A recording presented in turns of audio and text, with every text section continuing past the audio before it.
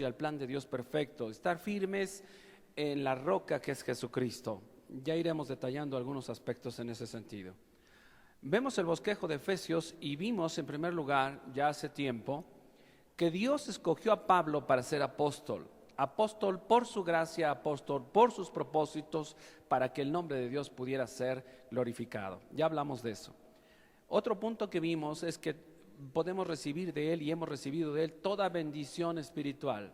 Todas las bendiciones espirituales provienen de Dios desde antes de la fundación de los cielos.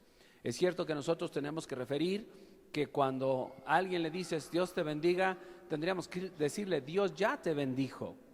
Y sin embargo, sin caer en el prejuicio o en la idea de decir, no debemos de decirnos Dios te bendiga, no tiene nada de mal porque nos podemos bendecir unos a otros en el nombre del Señor. Ya hemos recibido de Él toda bendición, ya estamos plenos y completos en Él. Otro punto que nosotros estuvimos estudiando tiempo atrás en este bosquejo fueron las bendiciones espirituales dadas a todos los que están en Cristo Jesús. Bendiciones de parte del Padre, bendiciones de parte del Hijo, bendiciones del Espíritu Santo. Esas son las bendiciones que Dios nos ha dado a través de lo que dice Efesios 1:3, que hemos sido bendecidos con toda bendición espiritual. Un cuarto punto que vimos en esa ocasión fue la primera oración que Pablo pidió iluminación para los creyentes de ese momento. Nosotros pedimos muchas cosas por los creyentes, estamos pidiendo por trabajo, estamos pidiendo porque no nos enfermemos, estamos pidiendo por muchas cosas y quizás estamos pidiendo mal. Por eso dice la Escritura, pedís y pedís mal. Nosotros tenemos que pedir en base a lo que dice Efesios 1:15 al 23, que sean llenos del conocimiento de toda la voluntad de Dios, que sean abiertos los ojos para que podamos percibir lo que Dios está haciendo en nuestras vidas o en la vida de aquel que estás pidiendo. ¿Es malo pedir entonces por salud? ¿Es malo pedir por trabajo? No, no es malo, pero es mejor que tú pidas para que Dios cumpla sus propósitos en aquella prueba que está pasando tal hermano. Cada uno de los que estamos aquí hemos estado pasando por diversas pruebas. Dice, cuando halléis en diversas pruebas, sabiendo que la prueba de vuestra fe produce paciencia. Y Dios permite pruebas en nuestras vidas en las cuales nos va a llevar a depender de Él. Parte de lo que ya estudiamos en ese bosquejo que estamos mostrando, hablamos sobre nuestra posición espiritual en Cristo. Hablamos de la relación del creyente con Dios en la vida pasada, presente y futura. Ahora que estamos en Cristo Jesús, ¿cuál es nuestra relación con Dios? Hablamos también de los judíos y de los gentiles reconciliados y hechos uno en Cristo. Ellos y nosotros, los judíos, ya somos uno en Cristo. Hablamos también de la segunda oración que Pablo intercede pidiendo iluminación, muy parecida o casi igual a lo que dice Efesios 1:15 al 23. Otro punto importante que tocamos en el capítulo 4 fue que hablamos sobre la unidad del Espíritu. La unidad del Espíritu es de Él. Si somos una iglesia es por Él, y si andamos es por Él y para Él. No es porque seamos muy amigos. Si tú y yo andáramos o anduviéramos en común por alguna otra razón que no sea Dios, terminaríamos separándonos. Terminaríamos distanciándonos porque la realidad es que el único que nos hace estar juntos es el Espíritu Santo, es Dios. Un solo Dios, una sola fe, un bautismo, un Señor que está en todos y por todos. Así es que en esa ocasión hablamos de ello. Ya cuando llegamos al siguiente punto, hablamos también andar en pureza. En esa primera parte hablamos de andar como los otros, andar no como los otros gentiles, según Efesios 4:17 al 32. Los otros gentiles se refiere a los paganos, a los que no creen, a los que no han nacido de nuevo. A eso se refiere a los otros gentiles, porque finalmente nosotros somos gentiles por no ser judíos. Hablamos de esa importancia de vestirse del nuevo hombre, de estar vestidos de Cristo. Ese nuevo hombre es Cristo y ese viejo hombre tenemos que despojarlo de nosotros.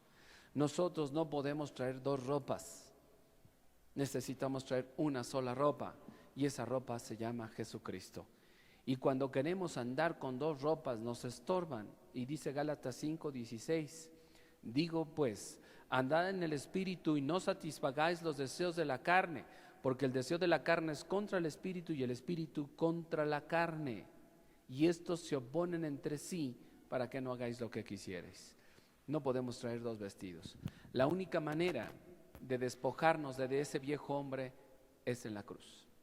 La única manera de vestirnos de ese nuevo hombre es creyendo en la obra de Jesucristo y permitiéndole que Él haga por nosotros una vida que realmente agrade a Dios. Llegamos a ese punto o a ese capítulo 5. Hablamos de andad en amor, andad como hijos de luz, hablamos andad sabiamente y también dice en Efesios 5:18, andad llenos del Espíritu. Ya iremos avanzando, ya falta muy poco para terminar toda la epístola a los Efesios, y del versículo 18 al 33 es el tema que vamos a tocar el día de hoy, esposos y esposas. ¿Cuántos matrimonios hay aquí esta mañana? Alcen su mano. Pues el mensaje es para ustedes. No se duerman, no codeen, no ahí te hablan, nada, es para ustedes. Así es que pongan mucha atención, y para mí mismo también. Después hablaremos de los padres e hijos, después hablaremos de los amos y los siervos, y después hablaremos de firmes en victoria. Cómo ya hemos tenido una victoria maravillosa de parte de nuestro Dios. Aquí nos quedamos en el versículo 18. No embriaguéis con vino, en lo cual hay disolución, desorden, desenfreno. Antes bien, sed llenos del Espíritu. Ya explicamos la semana pasada qué significa ser llenos del Espíritu Santo. Ahora dejamos, y creo que el Espíritu Santo es el que te va a hacer entender esto para que tú comprendas qué significa ser lleno del Espíritu Santo. Dice el versículo 19, hablando entre vosotros con salmos, con himnos y cánticos espirituales. Los cánticos son espirituales, las Biblias son espirituales, las librerías son espirituales. Todo le calificamos como algo espiritual. La casa espiritual, el carro pastoral o espiritual. Yo me pregunto, realmente las cosas, esa casa es espiritual. Mira, te voy a decir una cosa. No hay nada que sea espiritual si no es producido por el Espíritu Santo. Porque lo único que nosotros vamos a producir es carne. Pero el Espíritu Santo va a producir en nosotros una vida espiritual, que es la vida de Cristo. Así es que si alabamos al Señor y lo hacemos guiados por el Espíritu Santo, esa alabanza va a ser grata para Dios, va a ser espiritual. Si entre nosotros lo que estamos diciendo es para edificación, y guiados por el Espíritu Santo, entonces estamos hablando con salmos, con himnos y cánticos espirituales. Lo espiritual no lo hace la letra, sino a quién se lo dices y quién lo produce. ¿Quién lo produce y hacia dónde lo diriges? Porque si tú quieres hacer espiritual algo de ti mismo, nunca te va a salir. Solo cuando el Espíritu Santo lo produce en ti, entonces es espiritual. Hemos equivocado la idea de espiritualidad pensando que por reprimir nuestro cuerpo y no hacer cosas que al mundo le agradan, ya somos espirituales. Qué engaño tan terrible está haciendo el diablo con mucha gente. Por azotarse en el suelo ya es espiritual. Por hacer como perro, tirarse al suelo, ya es espiritual. Y digo esto con respeto, porque algunos hasta vomitan espiritualmente. Aunque se oiga asqueroso, así hacen. Y está lleno del Espíritu y embriagado por el Espíritu Santo, por eso está haciendo eso. Eso no es espíritu. Solo el Espíritu Santo produce las cosas espirituales. Porque acuérdate de ti y de mí, que antes de que viniera Cristo a nuestras vidas, que naciéramos de nuevo, que el Espíritu Santo viniera a morar a nuestras vidas, nosotros estábamos muertos en nuestros delitos y pecados. Nuestros esfuerzos solo se basan en el alma, intelecto, voluntad y emociones, pero no son espirituales. El alma es neutra. El alma no va a producir algo espiritual. Al contrario, si está controlada por la carne, lo único que va a producir es puras cosas carnales. Si el alma está controlada por el Espíritu, lo que va a producir son cosas espirituales, intelecto, voluntad y emociones. A tal manera que lo que pienso proviene de Él. De tal forma que lo que siento, Dios lo produce. Y de tal manera, intelecto, que mi voluntad se manifieste, es producida por Él. Porque Filipenses 2:13 dice que Dios produce así el querer como el hacer por su buena voluntad. Así es que las cosas espirituales solo produce o son producidas por el Espíritu Santo. Por eso pueden cantar. El versículo 18 antecede al 19. Después del 18, ¿qué sigue? Y después del 19, 20.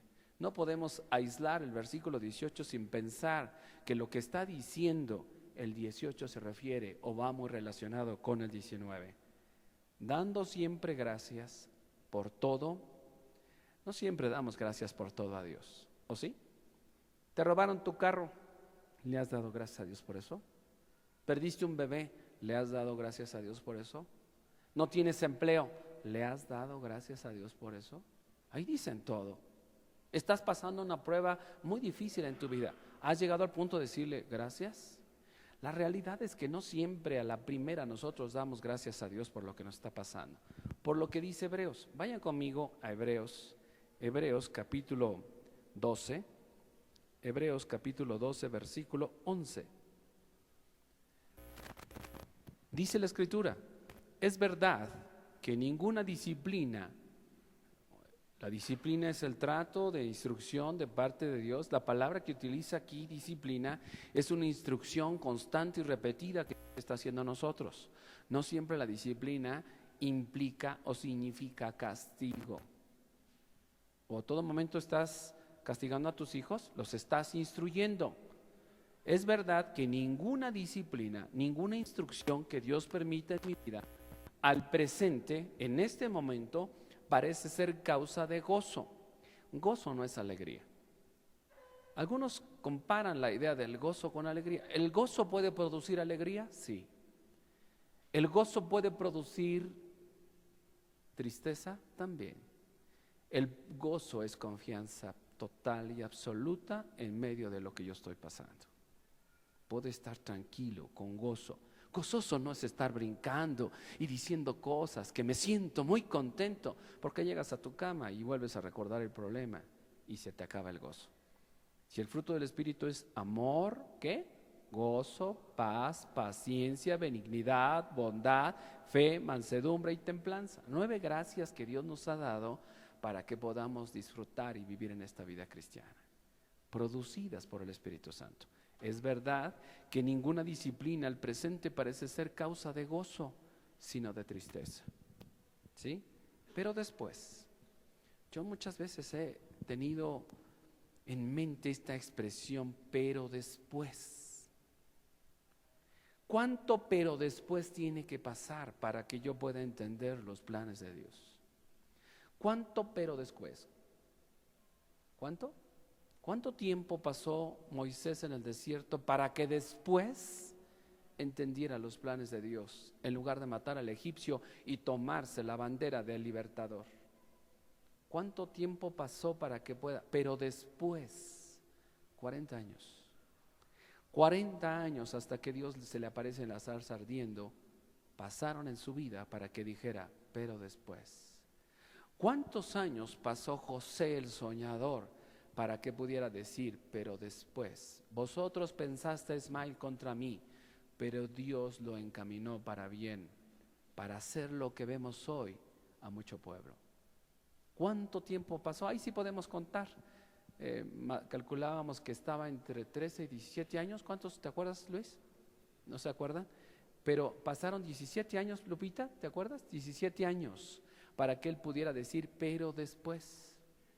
Lo venden 2 veces por 20 monedas de plata, lo avientan a la cisterna, le hacen creer al padre que estaba muerto. ¿Se acuerdan? ¿Se acuerdan o no? Y después, ¿qué pasa? Va por la gracia de Dios a la casa de Potifar, la esposa de Potifar lo acosa, es osado y ni merece que su nombre aparezca. Yo no recuerdo ni tengo en mente el nombre de la esposa de Potifar, solo dice la esposa de Potifar. Pero Dios registra el acontecimiento para mostrar su gloria, porque dice, y Jehová estaba con José. Después lo meten a la cárcel y por andar interpretando 2 sueños, cosa que Dios hizo, pero por andar diciendo, acuérdate de mí cuando sea restituido al copero, lo dejan 2 años más ahí en la cárcel. ¿Se acuerdan? Así que tengan cuidado cuando le digan a alguien, échame la mano, háblale de mí. ¿Alguna vez te han dicho eso? Háblale de mí. Y yo sí he dicho cómo son. Mire, es un borracho, es un mentiroso, no le hagas caso, no cree en Jesús. Sí le hablo de él. Lo que pasa es que no es a su favor, ¿no? Y José le dijo al copero, acuérdate de mí cuando seas restituido en tu lugar. Se avienta 2 años más ahí.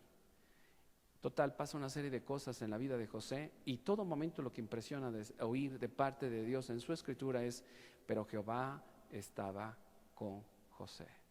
Pero después de 17 años, José dice en el capítulo 50, versículo 19, vosotros pensasteis mal contra mí, pero Dios lo encaminó para bien. El apóstol Pablo tuvo que pasar un proceso primero de 3 años y después de 14 a concluir 17 años en su vida para que pudiera decir, pero después. Si no lo menciona de esa manera tan directo, tuvo que vivir un proceso de 17 años. ¿Cuánto tiempo tendrá que pasar de disciplina en tu vida para que puedas decir, pero después?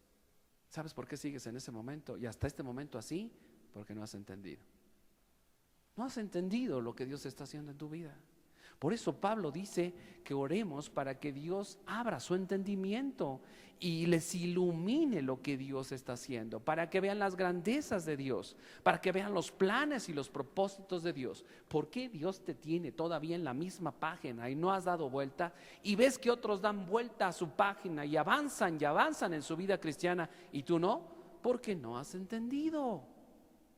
Y ahí está tu explicación. Ahí está tu razón. No has entendido lo que Dios está haciendo, no has creído en ese Dios que está obrando y no has podido decirle, gracias Señor por lo que estás haciendo en mi vida. Por eso sigues ahí. Decía un hermano que conocemos de México que no vive ahí, que decía, Dios te ha puesto el dedo en la llaga. ¿Te acuerdas de él? Dios te pone el dedo en la llaga. Y no hay peor lugar que te toquen donde te duele, donde tienes lastimado, donde te intentan curar. Y lo único que hacen es que te duela más. Pero para curar hay que abrir y sacar la pus, lo infectado, lo podrido, para limpiar bien y entonces empieces a sanar. Tú no te dejas curar, ¿verdad que no? A veces no te dejas curar porque te duele y le dices al Señor, detente, como el escultor que está labrando sobre una piedra y está formando a Cristo en ti y le dices, detente, ya no, me duele. Yo sí le he dicho a mi mujer, aquí tenemos una fisioterapeuta que una vez me ha dado masaje y por misericordia de Dios me hizo llorar. De veras. Y le dije, pero me las vas a pagar el domingo. ¿No te gusta que te toquen donde te duele? Me asombré que me enseñaba a sentar de una manera que nunca pude sentarme. Le dije, Mari, no puedo. Nunca he podido sentarme. ¿Saben que yo no alcanzo mis pies hasta el suelo? No alcanzo. Y por más que me empujan, no alcanzo. Muchos de ustedes hasta ponen la palma de su mano sobre el piso. Yo nunca he alcanzado. Y deportista en aquel tiempo, jugador de front tenis y toda la cosa, nunca alcanzaba. Y siempre me dolía el cuerpo por no poder alcanzar. Yo dije, tengo que alcanzar. Y lo que hacía era en una banqueta y ahí alcanzaba. Sí alcanzo el piso. Sabes que Dios está tocando tu vida y haciendo cosas que tú no entiendes. Y Dios no las va a quitar de ahí. Es verdad que ninguna disciplina, al parecer, dice aquí, vamos a leerlo. Es verdad que ninguna disciplina al presente parece ser causa de gozo, sino de tristeza. Pero después, ¿cuánto tiempo tiene que pasar? No lo sé. Pero también la Escritura dice en Pedro que no es para siempre. Por algún tiempo vamos a ser afligidos y probados de parte de Dios. Pero después da fruto apacible, fruto de tranquilidad, de entender, de comprender los planes de Dios, de justicia a los que en ella han sido ejercitados.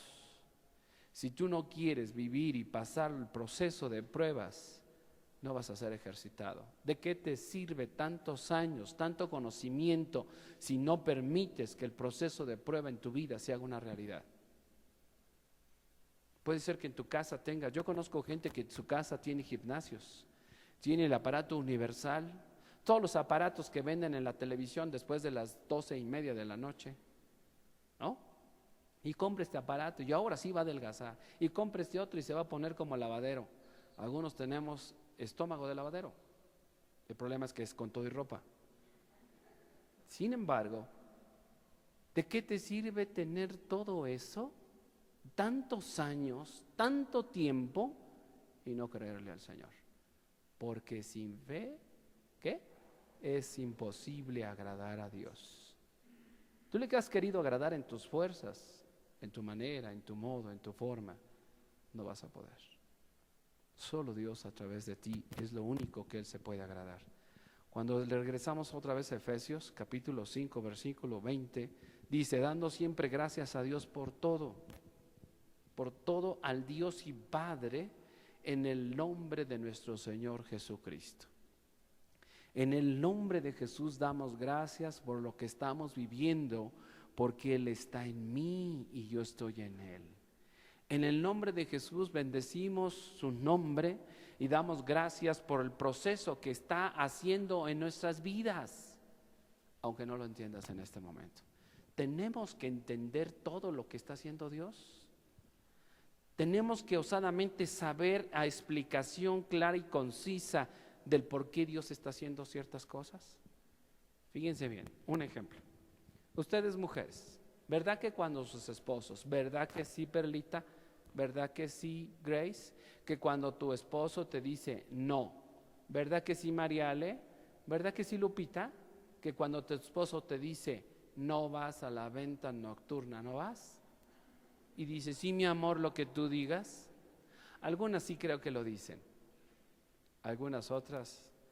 La primera respuesta de la esposa a una negativa, ¿cuál es?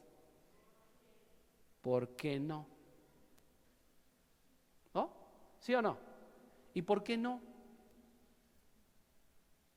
¿O a poco no, Grace? ¿O a poco no, Fanny? ¿Por qué no? Artemisa. Cuando el esposo les dice, no, mi amor, amablemente se los dice siempre, ¿verdad? Con mucha sutileza, mi vida, mi cielo, no. Ya te dije que no, por favor. Algunos maridos así reaccionan, ¿no? Pero la verdad es que no siempre reaccionamos a la respuesta de Dios. Tienes que saber todo. Dios en su momento te va a saber lo que Él quiera. En su momento, aunque no entiendas en este momento, te haré entender y te enseñaré el camino en que debes andar. Sobre ti fijaré mis ojos. Jeremías 9:23, fíjense lo que dice. Jeremías 9:23 y 24. Así dijo Jehová: no se alabe el sabio en su sabiduría, ni en su valentía se alabe el valiente, ni el rico se alabe en sus riquezas, mas alabes en esto el que hubiere de alabar, en entenderme y conocerme, cosa que no queremos, porque no tenemos tiempo para todo menos para conocer al Dios, al Creador, al que puede solucionar mi vida, al que puede darle sentido a mi vida. No tenemos tiempo para eso. Tenemos tiempo para trabajar, tiempo para dormir, tiempo para comer, pero jamás tiempo para entender y conocer a ese Dios maravilloso. Esa es la razón por la que tú estás pasando esa situación, porque te das tiempo para todo menos para lo más importante, que es relacionarte con ese Dios maravilloso.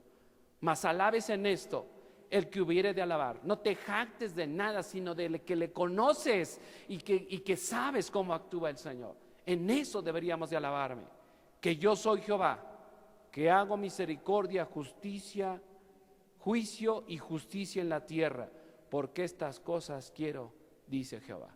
Dios quiere que tú le conozcas. Bueno, Señor, explícame por qué no. Y Dios te lo dice a través de tu palabra, pero no lo aceptas. Así como algunas mujeres cuando se les dice no. ¿Pero por qué no? Tú les das una explicación, una supuesta razón, tal vez la tengas, y de todos modos hay una negativa a decir, no, no me es suficiente, dame otra razón. Y así nos vamos, vez tras vez. De la misma manera, el hombre, como actúa la mujer hacia el varón, hacia su esposo, actuamos para con Dios todos nosotros. Explícame por qué no. Por ahí aparece un correo que manda Pati Alarcón, Pati Ibáñez, Pati Che, donde está un ratón y un gato. Y uno de los dos es hombre y uno de los dos es mujer, no recuerdo cuál. Da la idea esa. Y le dice a su mamá, a su papá, ratón, mamá, yo lo voy a convertir. Y le dice la mamá, no hija, porque estás en yugo desigual. Y el ratón le dice, o la ratoncita, le dice a su mamá, mamá, yo lo voy a convertir. Así estamos muchos. Yo lo voy a convertir, Señor. Yo lo voy a convertir, yo lo voy a hacer. Déjame a mí, dame tantita chance y vas a ver. Necesitamos conocer a ese Dios verdadero, que cuando dice no, es. Y cuando dice sí, es. Porque Dios es absoluto. Dios no es relativo. Dios no cambia, Dios no miente. Lo que Él ha dicho lo hace y permanece para siempre. Por eso tenemos que buscar su voluntad. Regresemos a Efesios. Efesios, estamos en el capítulo 5, versículo 20, 21. Someteos unos a otros en el temor de Dios. Es bien importante cómo expresa el apóstol Pablo en este versículo, someteos unos a otros en el temor de Dios, porque lo que preside a este versículo es el matrimonio. Empieza a hablar el ejemplo del matrimonio, el esposo como cabeza, la mujer como ayuda idónea, comparado como Cristo como cabeza y la iglesia como su cuerpo. Es bien importante. Y esta expresión, someteos unos a otros, es renunciar a mi egoísmo como esposo, varón, para someterme a Dios, para amar a mi esposa. Es renunciar a ti mismo como mujer, en tus egoísmos, en tus propios pensamientos, para someterte a Dios, para sujetarte a tu marido. Esta expresión, someteos unos a otros en el temor de Dios, da la idea plena de que los dos tenemos que dejar de ser egoístas para hacer lo que Dios dice. Aquí el versículo 21 no lo menciona. Viendo varias interpretaciones y comentarios de este versículo, hay interpretaciones bien descabelladas sobre este versículo. Pero es esta idea. Yo me voy a someter a Dios, someteos unos a otros en el temor de Dios. En lugar de pensar en mí mismo, en lugar de estar pensando egoístamente, voy a ver qué dice Dios, ahí me someto a Él, a lo que Dios dice, para hacer lo que menciona más adelante. Igual la mujer, las casadas, alcen la mano las casadas, porque dicen que los maridos no están casados, ¿verdad? Alcen la mano los casados. Bueno, también ustedes, las casadas, empieza con ellas. Estén sujetas a sus propios maridos como al Señor. Las casadas estén sujetas. La expresión sujeta viene de una palabra en griego que es upostazo, que significa ponerse voluntariamente bajo sujeción. Cuando dicen el temor de Dios y como al Señor, se refiere a que tú lo vas a hacer porque Dios lo dice, no porque te impongan y te obliguen. Maridos, dejen de estar exigiéndole a sus mujeres que se sujeten. ¿Verdad que muchos maridos hacen eso? Sujétate, sujétate.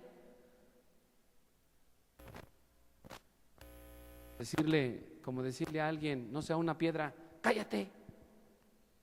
Perdón la expresión, la comparación, cállate. ¿Va a callarse la piedra? Pues ni ha hablado siquiera, ¿no? O sea, no tiene sentido pensar en la idea de decir, sujétate a una mujer cuando es su responsabilidad delante de Dios y su relación con Dios. Eso parte de ahí. Las casadas estén sujetas a sus propios maridos como al Señor. La sujeción no es consecuencia de la caída. Desde un principio Dios puso a la mujer como ayuda idónea.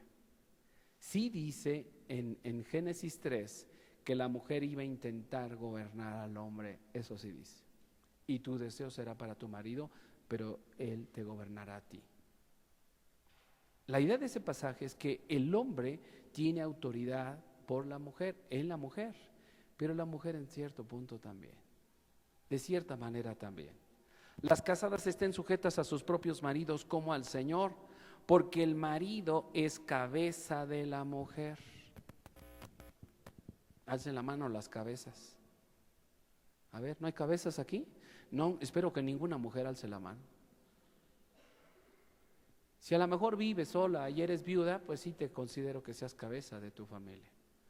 Porque el marido es cabeza de la mujer.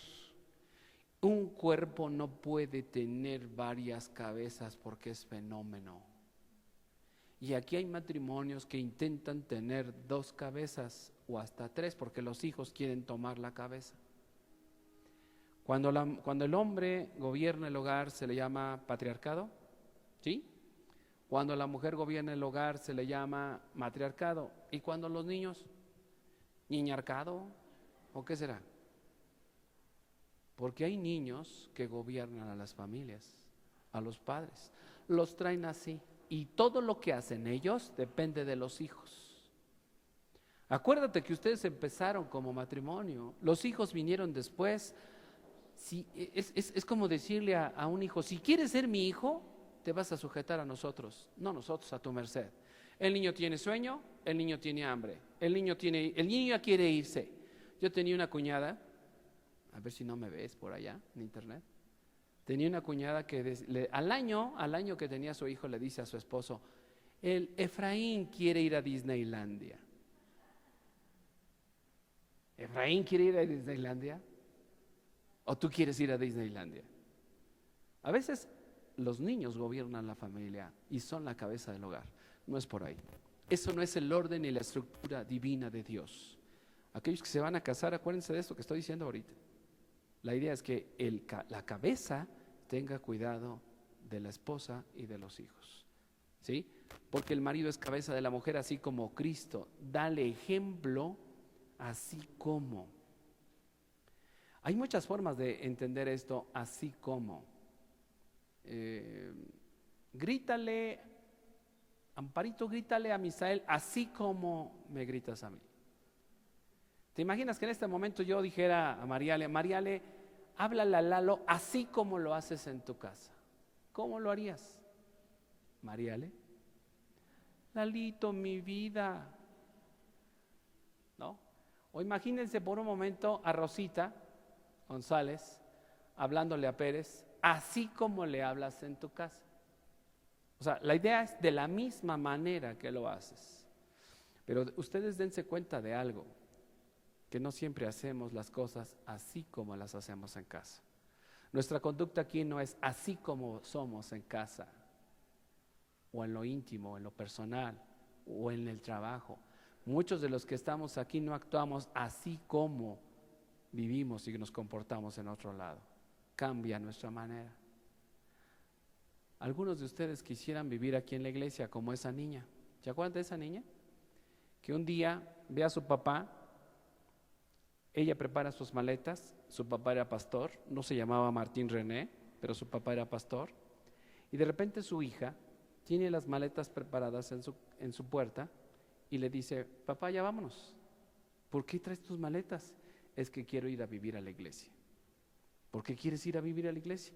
Porque yo quiero ese papá que está todos los domingos en la iglesia. Amable, amoroso, con todos platica, nadie pelea, no se enoja. Yo quiero ese papá. Así como. Cuando da esta expresión así como, Cristo da una expresión tan sublime, tan excelsa, que la única manera es cuando Cristo nos gobierna, podemos actuar así como Cristo lo hace. No hay otra manera. No hay otra forma cuando tú quieres vivir una vida cristiana en tus propias fuerzas, si no dependes del Espíritu, para que así como Cristo actuaba, tú puedas comportarte. Dice, porque el marido es cabeza de la mujer, así como Cristo es cabeza de la iglesia. Así como. Pensemos por un momento, si esta iglesia no tuviera cabeza, ¿funcionaría? Y no me estoy refiriendo a mí. ¿Funcionaría? Sería como los pollos que les cortan la cabeza y correrían ¿para dónde? ¿En dirección correcta? ¿Rectos? ¿Cómo corren los pollos sin cabeza? ¿Cómo corren? Para todos lados, ¿no? Sin dirección y sin orden. Dios ha puesto orden dentro de su iglesia. Alguna vez una hermana me decía: pastor, si usted me permitiera gobernar la iglesia, otra cosa sería. Y le digo: sí te creo. No es el orden. Mujer, no es el orden de Dios para ti que seas cabeza. Pero yo quiero ser cabeza. Pues serás un fenómeno. No fuiste hecha para ser cabeza. Dios puso una cabeza sobre de ti. Así como Cristo es cabeza de la iglesia, así el marido tiene que ser cabeza de la mujer. Y yo decía el otro día, esto no se refiere al hogar. Y dicen: el marido es cabeza del hogar. Eso es consecuente. Lo que dice concreta, explícitamente, es cabeza de la mujer, porque el marido no es cabeza de los muebles, ni del sillón, ni de la estufa, ni de la cocina. Es cabeza de la mujer. Y ese cuerpo vive en una casa o en un hogar. Y tiene hijos. El problema es que no hemos entendido desde dónde parten las cosas. Y si las cosas se entienden desde un principio, cómo comienzan, entonces es otra cosa. ¿El marido es qué? A ver, varones, ¿el marido es? Punto. ¿Quieres una explicación más teológica? La podemos hacer. Podemos profundizar un poco más a la expresión de cabeza, que es el inicio de un río. Es el inicio de una familia. ¿No estás de acuerdo conmigo? Pregúntaselo a Dios. ¿No estás de acuerdo con Dios? Y eso no quiere decir que el hombre tenga prepotencia sobre la mujer, sea un dictador con la mujer y que la utilice solamente a la mujer. Eso no dice Dios. No soy ni antifeminista ni machista, y Dios tampoco. Porque alguna vez una hermana dijo: el apóstol Pablo era un machista, porque dice que las mujeres caen en las congregaciones, 1 Corintios o 2. ¿Sabes por qué decía eso? Porque había un desorden tremendo en la iglesia de Corinto. Y las que presidían y las que hacen cosas eran las mujeres, como en muchas iglesias. En gran parte de las iglesias, los varones están expectantes a ver lo que las mujeres hacen. En gran parte de las iglesias, y conozco varias. Conozco muchas iglesias donde, como la mujer tiene una iniciativa muy buena, pero a veces no de Dios, sino de sí mismas, el hombre se pone estático, contemplando todo lo que las mujeres hacen, sin asumir su responsabilidad. En los hogares pasa lo mismo. Muchos hogares solo contemplan lo que la mujer decide, porque el hombre no quiere meterse en problemas, porque está fastidiado de trabajar, porque no tiene tiempo, y le otorga la responsabilidad a la mujer, cosa que no le corresponde. No hay mujer, fíjate lo que te voy a decir, no hay mujer que pueda decir verdaderamente que es feliz cuando ella gobierna el hogar. No fue hecha para eso. Y muchas se jactan: mi marido hace lo que yo le digo. Y las mujeres sin Cristo más se jactan y critican a las mujeres cristianas porque se sujetan a sus esposos. Y hay mujeres, y dice 1 de Pedro capítulo 3, vayan conmigo, ahorita venimos otra vez aquí. 1 de Pedro capítulo 3, versículo 1 al 7. Asimismo vosotras mujeres, estar sujetas a vuestros maridos, para que no creen a la palabra sean ganados sin palabra por la conducta de ¿quién? ¿Sabes que hay muchas familias que ven tu hogar y tú no lo sabes? Te están espiando, te están hackeando tu casa, tu hogar, tu matrimonio, y saben cómo tú actúas. Y muchas dicen: yo no quiero lo mismo que esa mujer, y se dice cristiana, y va cada rato a estudios y no sale del templo. Pero en tu casa no eres así como Cristo. En la iglesia no eres realmente como eres en casa. para que también los que no creen a la palabra sean ganados sin palabra por la conducta de sus esposas. ¿Y cuál conducta? Considerando vuestra conducta casta y respetuosa. No se olviden de ese versículo 2, la última palabra que dice respetuosa. Una de las cosas que va a impactar a tu familia, tú eres una mujer que respeta a su marido. Cuando tú no respetas a tu marido, no eres de ejemplo para nadie más. Hagas lo que hagas, ofrendes, compartas, regales, te movilices, actúes, estés en el ministerio de mujeres, estés en lo que estés. Una de las primeras cosas que Dios te manda a ti, mujer, es que respetes a tu marido. Y ahorita lo vamos a ver. Vuestro atavío no sea al externo de peinados ostentosos. En aquel tiempo sí se colgaban el molcajete. Esa es la expresión que tenemos, ¿no? Era tan ostentoso su manera de vestir y de actuar que pensaban que de esa manera iban a ser valoradas o apreciadas. La mujer que teme a Jehová, vana es la gracia y la hermosura. La mujer que teme a Jehová, ¿qué? Esa será alabada. Sino el interno, el del corazón. Lo que importa no es tu cuerpo. Si estás delgada, estética, bonita, blanca, morenita, peinada, china, lacia, lo que no importa eso. Y el hombre y la mujer están dando más énfasis a esas cosas. Sino el interno, el del corazón, en un incorruptible ornato de un espíritu afable y apacible. Es una mujer controlada por el Espíritu Santo. Tu marido podrá decir de ti que tienes un espíritu afable y apacible. Tus hijos, ahora que llegues a tu casa, pregúntales, pero aguanta, y llega y diles, oye mi amor, ¿cómo le digas? ¿Tengo un espíritu afable y apacible? Si no ha comido, mejor espérate. Mejor dale de comer primero, tenle sus cosas y entonces ya le preguntas, oye mi amor, ¿tengo un espíritu afable y apacible que es de gran estima delante de Dios? Y lo que te diga, aguántalo. Pero muchas de nosotras, dicen ustedes, probablemente no están viviendo con un espíritu afable y apacible. Eso es lo que importa. Podrás tener toda la gracia, todo lo externo en apariencia, pero si no hay un espíritu afable y apacible controlado por el Espíritu Santo, entonces no hay gracia delante de ti. Regresemos, ya vamos a ver otra vez más adelante a Pedro. Dice, porque el marido es cabeza de la mujer, así como Cristo es cabeza de la iglesia, la cual es su cuerpo y Él es su Salvador. Así que, ya vimos acá atrás, así como, ahora vemos, así que, como la iglesia está sujeta a Cristo, así también, otra más, así también, así como, así que, así también las casadas lo estén a sus maridos en todo. Si realmente una iglesia depende de la cabeza que es Cristo, se va a ver. Si una iglesia depende de sí mismo, no necesita a Cristo. Por eso enseñan tantas herejías. No necesita a Cristo. Si llegara la noticia que Dios no existe y que Cristo nunca vino, muchas iglesias en la actualidad seguirían funcionando.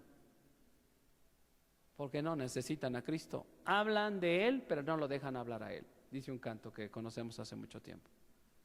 Muchas iglesias están hablando de Dios. Y dijo Jesús, no todo el que me diga Señor, Señor entrará al reino de los cielos. Hay que agarrar las escrituras y compartir de Cristo. No entretener a la gente con shows y con teatros como muchos de ustedes lo hacen.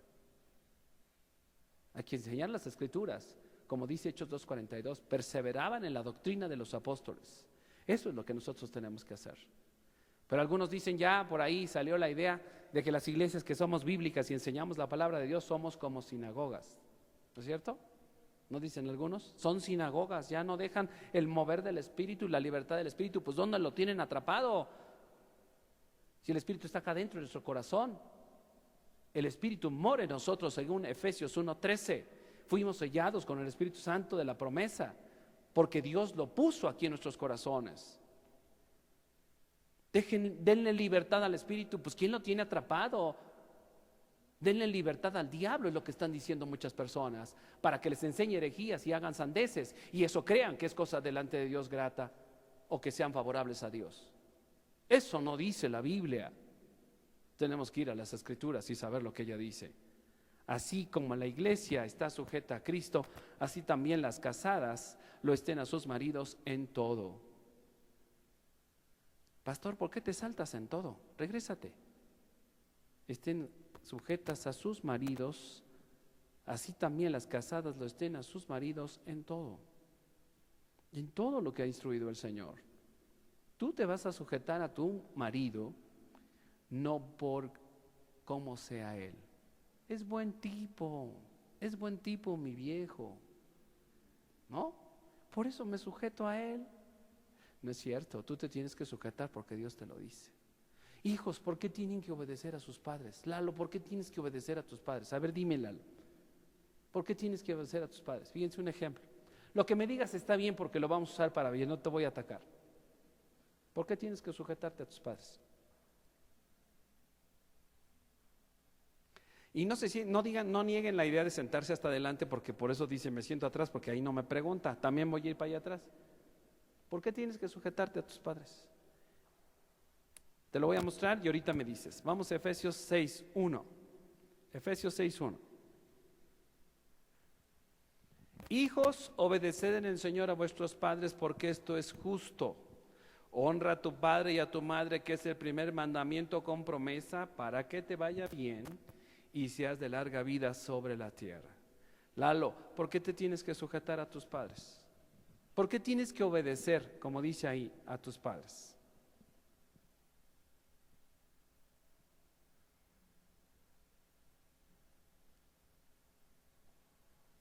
Te voy a dar chance. Meli, ¿por qué tienes que sujetarte a tus padres? ¿Por qué es justo? Yo conocí a un niño, un joven, y ahora joven, que decía para todo, no es justo. Le mandaban a hacer algo y no es justo. No es la razón. La razón por la que tenemos que obedecer a nuestros padres es porque es un mandato de Dios. No para que nos vaya bien. Sí nos va a ir bien si lo hacemos. Es un mandato de Dios, Lalo.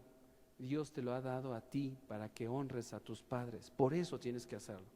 Y en el momento que tú, Lalo, Meli, no lo hacen, están faltando al mandato de Dios. En el momento que una mujer no se sujeta a su marido, está faltando a Dios. Pero tu papá, Lalo, tu mamá, Meli, es muy gritona, siempre te regaña, te pone a lavar los trastes y dices, no es justo. Por eso no puedo usar esa expresión. A tu parecer pudieras decir, no es justo. Pero si no depende de cómo son tus padres, para que tú los obedezcas y los honres, porque es un mandato de Dios. O si te dice aquí, si son buenos padres, si no gritan, si son amables, si te dejan ir al cine, si te compran un café o te compran un pastel de chocolate con un Starbucks, caramelo macchiato, y entonces son buenos padres. ¿No se les antojó? Entonces son buenos padres. ¿Sabes qué? No depende de qué es lo que hagan para que nosotros como hijos podamos obedecer a nuestros padres o honrarlos. No depende de cómo sea tu marido o mujer, fíjate bien, no depende de cómo sea tu marido para que entonces tú te sujetes a él. Porque si es un borracho y es un mentiroso, yo no me sujeto, dicen ustedes. Ahí no dice eso. Ahí dice que el marido es cabeza, punto. Le dio una posición y el hombre tiene que tomar su posición y la mujer tiene que tomar su posición, que es ser ayuda idónea. Regresamos a Efesios. No vamos a avanzar mucho el día de hoy, pero creo que vamos bien. Vamos al versículo 25. Maridos, primera vez que aparece 6 veces la palabra amor y amar. 6 veces en estos versículos del 21 al 32. Maridos, amad a vuestras mujeres. Y está hablando a marido en plural, para que no digan maridos, marido, tengo varias mujeres, porque algunos han hecho eso, ¿eh? Dice mujeres, pastor, o sea, puedo tener varias. Pero está hablando en plural. Maridos, si no dijera marido, ama a tu mujer. ¿Sí? Maridos, amad a vuestras mujeres, así como, otra vez, así como Cristo, segunda vez, amó a la iglesia y se entregó a sí mismo por ella. Solo un hombre que ama realmente a su esposa está dispuesta a dar su vida por él. Hace poco fuimos a una boda, no a la de México, a otra. Por alguna razón fuimos a apoyar a mi hija con una amiga que le pidió un micrófono. Me dice, papá, ¿me puedes prestar una bocina porque en su civil no hay sonido? Le digo, ¿qué quieres? Una bocina. Está bien, una bocina. Pero ¿sabes qué implica la bocina? Un cerebro, unos cables y un micrófono. Y un sonso que esté moviéndole ahí. Y yo puedo ser ese. Entonces le dije, bueno, está bien, voy a ayudarte para poner eso. Estuvimos ahí en el civil, se pasó la ceremonia, etcétera. Y pues yo nada más desde al administrador o al encargado del hotel, El Paraíso, me identifiqué como pastor y qué es lo que iba a hacer. Y me dice, pastor, ¿usted por qué no dice unas palabras? Le digo, porque no estoy invitado. Yo vengo de colado, nada más vengo a poner el sonido y me voy. Terminando, se bajan todos en ese lugar tan hermoso que está en la parte alta. Está precioso el lugar. Y se quedan los novios solos. Dije, ¿ahora es cuándo? Pues algo hay que decir. Pues si me trajo el Señor para algo, voy a acercarme a ellos. Y les cité este pasaje. Y le dije, te quiero decir de parte de Dios que tú la ames como Cristo ama a la iglesia, más que a ti mismo. Y a ti, hagan de cuenta que era el papá que estaba regañando, los dos se me quedaron así. Dije, ¿y este loco de dónde salió? Y le dije, y tú respeta a tu marido, y con eso la van a hacer. Después supieron que era el papá de Mariana, y después recogí mi equipo, lo subí al carro, y ya que me venía me dicen, quédate a comer. Y yo digo, no venía eso. ¿Dónde está mi lugar? Y nos quedamos a comer. Cuando tú vas a una pareja de matrimonios, diles esto, lo que Dios dice, ámala como a ti mismo y tú respétalo, porque es lo que concluye este pasaje. Maridos, amad a vuestras mujeres así como Cristo amó a la iglesia y se entregó a sí mismo por ella. ¿De qué manera podemos comprender el amor de Dios? ¿Cuánto es el amor de Dios para con nosotros? Que dio a su Hijo para que tú y yo podamos tener vida eterna. Ese es el grado de amor. Maridos, dejen de estarle haciendo al cuento, diciendo que aman a su mujer cuando ni siquiera quieren recoger los calcetines que están abajo de la cama y lo único que quieren es sentarse y pedir que la sirvienta venga y les atienda. Eso no es amar. La primera característica de un hombre verdadero, según Cristo, es ser siervo y ser ejemplo. Ese es el ejemplo de un hombre que ama, servir a su mujer, servir a sus hijos, en lugar de sentarse, y conste que no dije aplastarse, en lugar de sentarse y solamente requerir y de pedir que los demás lo atiendan y lo sirvan. Si realmente es un líder, el varón, cabeza que hay en tu casa, eso tienes que percibir tu mujer y tus hijos. Un hombre dispuesto a servir y a dar su vida y no nada más hablar o traer dinero a la casa o comprar regalos para tratar de impresionar a la gente y decir, miren cuánto los amo. Porque si se tratara de regalos, Dios nos ha regalado toda la creación para que la disfrutemos. Pero el propósito no son los regalos, es el hecho verdadero de que Dios nos ama y nos mandó y dio a su Hijo en propiciación por tus pecados y los míos. Ese es el ejemplo más sublime, absoluto, maravilloso de Dios que podemos tener al mostrar a su Hijo para que nosotros podamos ser salvos por Él. Amar realmente no es una emoción. A través de las emociones manifestamos nuestro amor. Amar realmente es un hecho verdadero que se puede percibir, que los demás lo saben, que tú lo expresas como Cristo lo hizo por su iglesia. Maridos, amad a vuestras mujeres así como Cristo amó a la iglesia. La iglesia surge hasta el día de Pentecostés en adelante. Antes no habla el Antiguo Testamento de iglesia. La iglesia surge ahí, primero con los judíos y en Hechos 10 con los gentiles. La iglesia surgió ahí y Él dio su vida por esa iglesia. Así como Cristo se entregó por ella. Maridos, amad a vuestras mujeres. ¿Realmente una mujer aquí se siente amada? ¿Sabes cómo una mujer puede saber que es amada? Cuando su marido no es porque le lleve regalos. Estamos acostumbrados a que las personas que nos llevan regalos el 8 de mayo, pensamos que nos aman. Dije cualquier fecha, puede ser el 10, ¿no? Pero especialmente el 8. Por decir una fecha, el 8 de mayo, piensan que nos aman. Saben que yo sé que ustedes me aman por su respeto, por su amor, por su cuidado que tienen por mi vida, nada más. Porque Dios lo produce en sus corazones, no por regalos.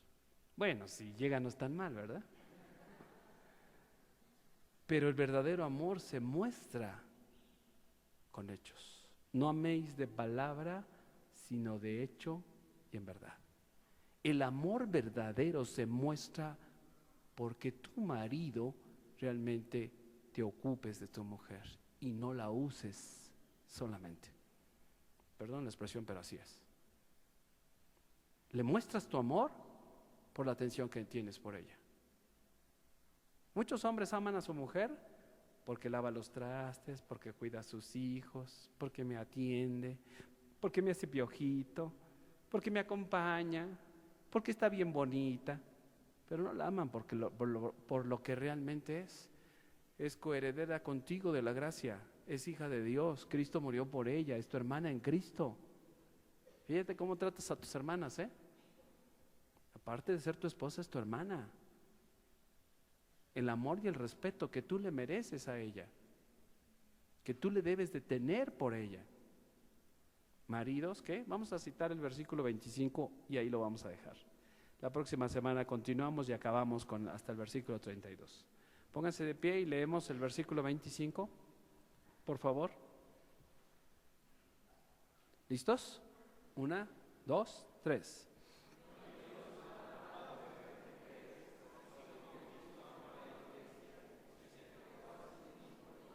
Yo te sugiero que esta semana leas este pasaje del capítulo 5 y solo leas la parte segunda donde habla de la iglesia y Cristo. Y vas a entender lo que ha hecho Cristo por ti. Sin hablar de los maridos y de la cabeza y de la mujer, solamente habla. Por ejemplo, dijera, así como Cristo amó a la iglesia y se entregó a sí mismo por ella. Solo menciona, repite en tu mente, o la próxima semana lo vamos a hacer, lo que Cristo hizo por su iglesia. Y vas a entender todo lo magnífico que ha hecho Dios por su iglesia. Maridos, amemos a nuestra esposa. Ese es un mandato de Dios. Lalo, Meli, sujétate y honra a tus padres porque Dios lo dice. Maridos, amemos a nuestra esposa porque Dios lo dice. Mujeres, sujétense a su esposo porque Dios lo dice. Eso es lo que está diciendo como al Señor. Y eso es lo que está diciendo en todo, porque Dios lo dice, no porque nosotros nos obliguen o nos presionen a hacerlo.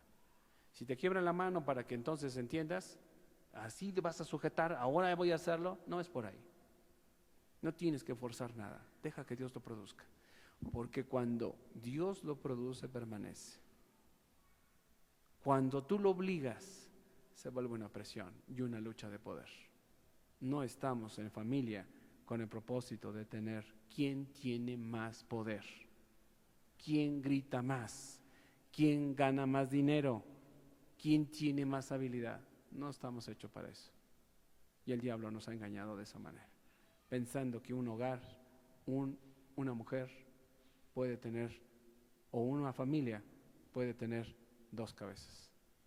Y sí ha habido situaciones tan extremas de animales, por situaciones genéticas, por situaciones muy difíciles que tienen dos cabezas. Y eso no permanece. Un hogar no puede tener dos cabezas. Amado Padre, queremos agradecerte esta tarde por tu palabra viva y eficaz que a través de tu Santo Espíritu nos enseñas a conocer lo que Cristo ha hecho por nosotros.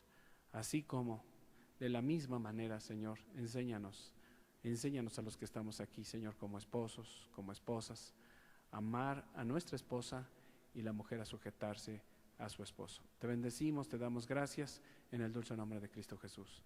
Amén.